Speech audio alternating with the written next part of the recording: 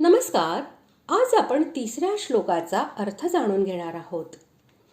क्षेत्र आणि क्षेत्रज्ञ यांचे पूर्ण ज्ञान झाल्यावर संसार भ्रमाचा नाश होतो आणि परमात्म्याची प्राप्ती होते.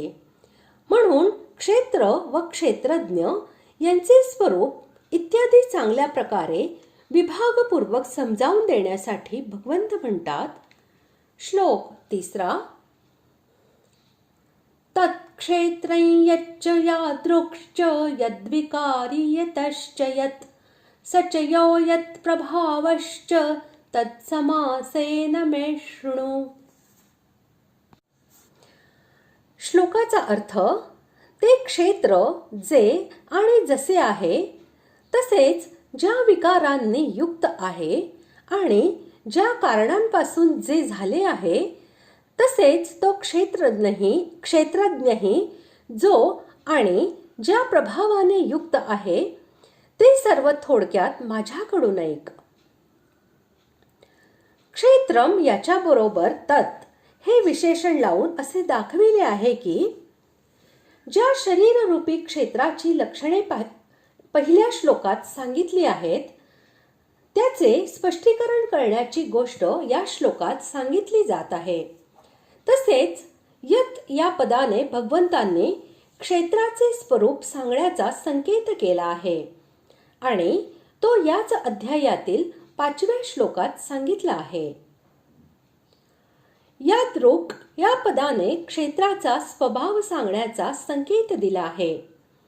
त्याचे वर्णन 26व्या आणि 27व्या श्लोकांमध्ये सर्व भूते ही उत्पत्ती विनाशशील असल्याचे सांगून केले आहे.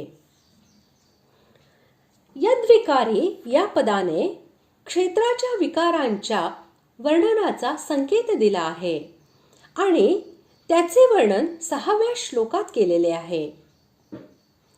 ज्या पदार्थांच्या समुदायाचे नाव क्षेत्र हे आहे त्यांपैकी कोणता पदार्थ कशापासून उत्पन्न झाला आहे हे सांगण्याचा संकेत यत च यत या पदांनी दिला आहे आणि त्याचे वर्णन 19व्या श्लोकाच्या उत्तरार्धात आणि 20व्या श्लोकाच्या पूर्वार्धात केले आहे.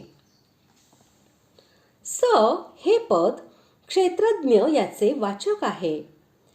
तसेच या पदाने त्याचे स्वरूप सांगण्याचा संकेत दिला आहे आणि पुढे त्याच्या प्रकृतीस्थ आणि वास्तविक अशा दोन्ही स्वरूपांचे वर्णन केलेले आहे.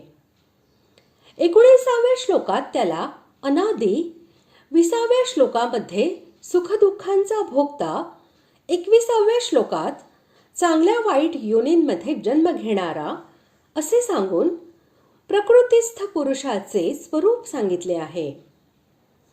22व्या श्लोकात तसेच 27व्या श्लोकापासून 30व्या श्लोकापर्यंत परमात्म्याशी त्याचे ऐक्य सांगून त्याच्या वास्तव स्वरूपाचे निरूपण केले आहे.